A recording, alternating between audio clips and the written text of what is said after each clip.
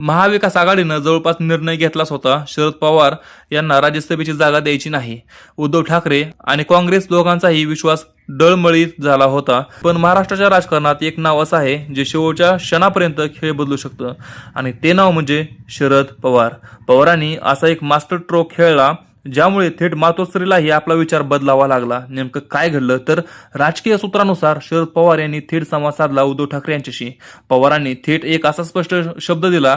तो शब्द होता, मी कोणत्याही परिस्थितीत भाजपासोबत जाणार नाही. म्हणजेच त्यांनी स्पष्ट संदेश दिला की त्यांची राजकीय दिशा अजूनही महाविकास आघाडीच आहे. पवारांनी हेही सांगितलं की त्यांच्या नावावर निर्माण झालेल्या सत्तेच्या चर्चांमध्ये अनेक अफवा होत्या. या चर्चेमुळे विवाद निर्माण झालेला अविश्वास दूर करण्याचा त्यांनी प्रयत्न केला. शरद पवार फक्त दोन शब्द देऊन थांबले नाहीत. फक्त शब्द देऊन थांबले नाहीत.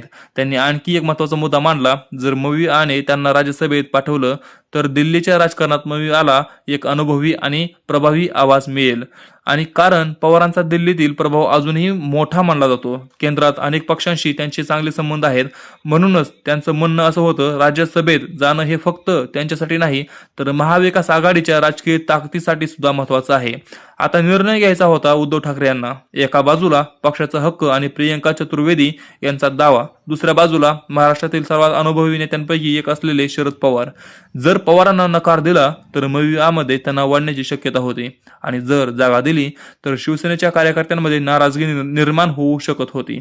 म्हणजेच हा निर्णय पूर्णपणे राजकीय संतुलनाचा होता. या सगळ्या घडामोडीवर मध्ये पुन्हा चर्चा सुरू झाल्या. काँग्रेस, शिवसेना आणि राष्ट्रवादी तिन्ही पक्षांमध्ये पुन्हा एकदा बैठका सुरू झाल्या. राज्यसभेची जागा आणि त्यावर महाराष्ट्राच्या राजकारणाचं भवितव्य अवलंबून असल्यासारखी परिस्थिती.